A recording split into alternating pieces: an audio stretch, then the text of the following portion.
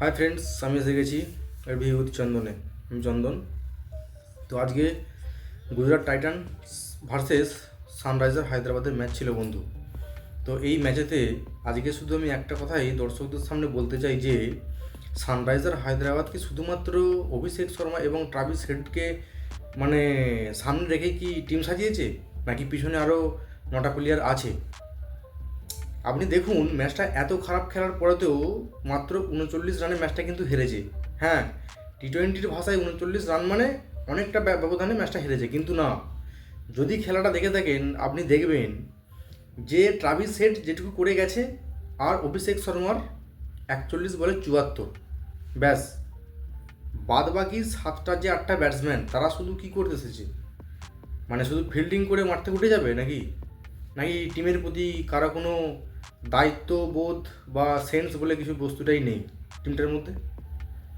আপনি খালি দেখুন, অভিষেক শর্মার শুধুমাত্র কাঁধে ভর করেই টিমটা 185-তে পৌঁছে গেছে 20 ওভারের শেষে। চেস করতে নেবে 224 রান। কিন্তু কোনো একটা ব্যাটসম্যান, নীতিশ রেড্ডি বলুন, অনিকেত বার্মা, আর ওদিকে আমাদের হেনরি ক্লাসেনের কথা কী বলবো, মানে নামের ডাকে গগন ফাটছে, এছাড়া কিছুই হচ্ছে না আর। মানে এই দুজন যেদিন খেলবে সেদিন ম্যাচ জিতবে, এছাড়া ম্যাচ জেতার ক্ষমতা এদের নেই। প্যাট কামিন্স এসে কী করবে টেলেন্ডার? হ্যাঁ, প্যাট কামিন্স কিছু কেমন ম্যাচ বার করে দিতে পারে, তা বলে এই নয় যে এত বড় রানের মাত্রা নিয়ে সেটাকে চেস করবে এবং 2 ওভারে 40-45 বাকি সেই ম্যাচ বার করে দেবে। এটা প্যাট কামিন্সের কাছ থেকে আশা করা যায় না, ঠিক আছে? আমি দেখলাম আজকে যে সত্যি যেন দুটো ব্যাটসম্যানের ওপর ভর করে সানরাইজার হায়দ্রাবাদ পুরো আইপিএলটা খেলতে এসেছে। আর ঈশান কিষান, তুমি কোথায় ছিলে? তোমাকে তো মানে এটা শোনা গেছে রোহিত শর্মার সুপারিশে নাকি মানে কন্ট্রাক্টে সাইন করিয়ে ওই ইন্ডিয়ান টিমের যে ABC যে গ্রুপ থাকে নয়, সেই ফরম্যাটে ফেলে তোমাকে মাইনে দেওয়া হবে, বা তুমি হয়তো পরবর্তীকালে কোনো টিমে চান্স পেতে পারো। আর সেই প্রথম ম্যাচে তুমি একটা 100 করেছিলে, তারপর থেকে ঈশান কিষান তোমার কি এমন হলো যে তুমি সামান্যটুকুও তুমি সাপোর্ট দিতে পারছো না এই টিমটাকে? নইলে এই টিমটা কিন্তু সানরাইজার হায়দ্রাবাদ খারাপ টিম নয় বন্ধু, যথেষ্ট ভালো মানের একটা টিম, কিন্তু প্লেয়ারদের কাছ থেকে পারফরমেন্স বার করে আনতে পারছে না টিম ম্যানেজমেন্ট। এটাই হচ্ছে পার্থক্য এই টিমটার মধ্যে। নইলে আজকে যদি মাঝখানে যদি একটা ব্যাটসম্যান বা দুটো ব্যাটসম্যান খেলে যেত, তাহলে কিন্তু এই ম্যাচ সত্যি বলছি অনায়াসে বার করা যেত ম্যাচটা। মাঝখানের বা হেনরি ক্লাসেনও যদি শেষ পর্যন্ত থাকতেন, তাহলে এই ম্যাচটা খুবই ক্লোজ যেতে পারত, কিন্তু সেটা হলো না। কি বলবো? আর গুজরাট টাইটান্সকে তো যা বলবো এটা কম বলা হবে। আশিস নেহরাকে দেখে মানে আপনার মনে হবে যেন ও একটা ফুটবলের কোচ। আমরা দেখেছি ওয়ার্ল্ডে যে বড় বড় ফুটবল টুর্নামেন্টগুলো হয় বা বিশ্বকাপে যে ফুটবল আসর যখন বসে, কোচেদের যে ভূমিকাটা থাকে সেই ভূমিকাটা আপনি দেখবেন আশিস নেহরা কিন্তু বহন করে বেড়াচ্ছে। ক্রিকেটের ইতিহাসেই প্রথম দেখছি কোনো কোচকে ডাগ আউটে এত ব্যস্ততা। এছাড়া কিন্তু আমি ক্রিকেটে সচরাচর কোনো কোচকে আপনি দেখতে পাবেন না এইরকম এত ব্যস্ততার মধ্যে টিমকে অল টাইম চেয়ার আপ, প্রত্যেকটা বল ওয়াইজ, প্রত্যেকটা ওভার ওয়াইজ একটা করে ঠিক ইনফরমেশান দিচ্ছে কীভাবে এই বোলার ব্যাটসম্যানটাকে তুমি বল করবে, কীভাবে ফিল্ডিংসটা হবে, অনবরত। মানে ক্যাপ্টেন হোক, টিমের কোনো প্লেয়ার হোক, সব সময় কোনো না কোনো প্লেয়ার ক্যাপ্টেনের সাথে কথোপকথন কিন্তু চলেই চলেছে আশিস নেহরা স্যারের। এটাকেই বলে ডেডিকেশান। একটা টিমটার মধ্যে, গুজরাট টাইটান্স টিমটার মধ্যে দেখুন ভালো করে, এই 3টে ব্যাটসম্যান, 3 থেকে 4টে ব্যাটসম্যান, যার যেদিন যে রোলটা প্রয়োজন সে সেটাই কিন্তু তার কাজ করে দিয়ে বেরিয়ে যাচ্ছে। সেদিনকে দেখুন রাহুল তেওয়াটিয়াকে মাত্র 2-3টে বলের জন্য দরকার ছিল, 2-3টে বলই এসেছে, খেলেছে, সে তার কাজ করে দিয়ে বেরিয়ে গেছে। আজকে দেখুন বাটলার, শুভমান গিল আর সাই সুদর্শন, তিনজনেই পুরো গুজরাট টিমটাকে যেন কাঁধে করে নিয়ে যাচ্ছে ব্যাটসম্যানের তরফ থেকে। কিন্তু বোলিং সাইডে দেখুন, রশিদ খানের মতো বোলার মার খেয়ে যাচ্ছে, তার সত্ত্বেও প্রসিদ্ধ কৃষ্ণা, সিরাজ এবং ওই সাই কিশোর বলে ছেলেটা,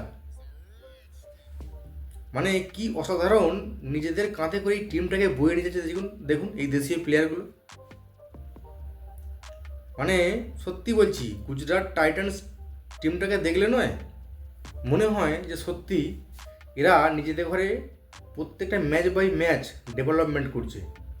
যখন শক্ত টিমের সাথে খেলা পড়ছে তখন তাদের মতো করেই খেলছে এবং ম্যাচ জিতেও নিয়ে আসছে সেখান থেকে, সত্যি। আর সিরাজ, আমাদের ডিএসপি স্যার, ওনাকে কি বলবো, মোহাম্মদ সিরাজ যেন মানে কি ও কি এক্সট্রা এনার্জি ড্রিঙ্কস বা শরীরকে চার্জ আপ করার জন্য কিছু কি মানে পানীয় পান করে নামেন নাকি?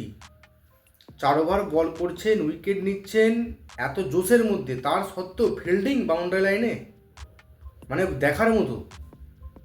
আমার চোখে দেখা মানে আমরা যবে থেকে খেলা দেখা শুরু করেছি ক্রিকেটটাকে, হয়তো আমরা 90s ছেলে, তখন থেকে এখনও পর্যন্ত দেখে আসছি ক্রিকেটটাকে, ভারতীয় ইতিহাসে এই রকম ফাস্ট বোলার কাম ভালো ফিল্ডার, বুমরা যথেষ্ট ভালো বোলার, কিন্তু বুমরা কিন্তু এতটা ভালো কিন্তু ফিল্ডার আগে ছিল না, এখন নিজেকে কিছুটা ইমপ্রুভমেন্ট ভালো করে নিয়েছে।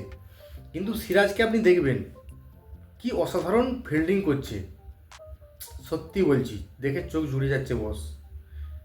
তবে হ্যাঁ, যাই হোক, আজ গুজরাট কিন্তু পয়েন্ট টেবিলের 2য় স্থান অর্জন করলো, বা তখন থেকেই করেছিল যখন থেকে তারা আইপিএল মঞ্চটা শুরু করেছিল 2025-এ করেছে। খুবই ভালো খেলছে গুজরাট টাইটান্স। তবে সেই বললাম, সেই মুম্বাইকে রুখতে কি পারবে এই গুজরাট টাইটান্স, সেটা এখন দেখার বিষয় যে মুম্বাই ইন্ডিয়ান্সকে কোন টিম রুখে দিতে পারে, সেটা ফাইনালে হোক বা সেমিফাইনালে হোক, সেটা এখন আমাদের দেখার আইপিএল প্রেমীদের। তবে হ্যাঁ, আরেকটা কথা বলতে চাই, আজকে একটা খবর আছে বন্ধু, ভেবেছিলাম বলবো না কিন্তু তবুও একটু শুনিয়ে দিয়ে যাই। যতটা শোনা যাচ্ছে যে ভারতের যে ট্যুর বাংলাদেশে ছিল, সেই ট্যুর কিন্তু বিসিসিআই সম্ভবত রদ করে দিচ্ছেন। কারণ বর্তমানে যা পরিস্থিতি জিওপলিটিক্সের এবং ভারত, বাংলাদেশ, পাকিস্তান এই 3 দেশের মধ্যে যে সম্পর্কের টানাপোড়েন চলছে, তাতে হয়তো ভারত বাংলাদেশ ম্যাচ রদ হয়ে যেতে পারে বা হয়ে গেছে সম্ভবত। বিসিসিআই সেরকমই কিন্তু একটা আভাস দিয়েছে বা নিউজটা এসেছে। তবে আমার তো ব্যক্তিগত মতামত, বাংলাদেশে খেলতে না যাওয়াটাই বেটার হবে, কারণ বাংলাদেশের এখন যা পরিস্থিতি বা যেসব রিপোর্ট আসছে, বাংলাদেশ কিন্তু আর বাংলাদেশ নেই বন্ধু, সেই বাংলাদেশ নেই।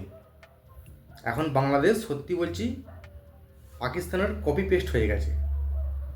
পাকিস্তানে যা কিছু কার্যকলাপ চলে মানুষকে নিধনের জন্য, বাংলাদেশেও ঠিক কিন্তু এখন সেই সব গোষ্ঠীটাই সেখানে এসে ঘাঁটি ঘিরে বসে গেছে, এটুকুই খবর। তবে না যাওয়াটাই বেটার, আমাদের ভারতীয় টিম যাতে না যায় সেটা আমি অবশ্যই বলবো। আপনাদের কি মতামত জানাবেন। আর ভিডিও যদি ভালো লাগে বন্ধু, লাইক, কমেন্ট, শেয়ার করবেন এবং আমার চ্যানেলটি ইউটিউবে সাবস্ক্রাইব করে নেবেন আর ফেসবুক পেজটি ফলো করে নেবেন।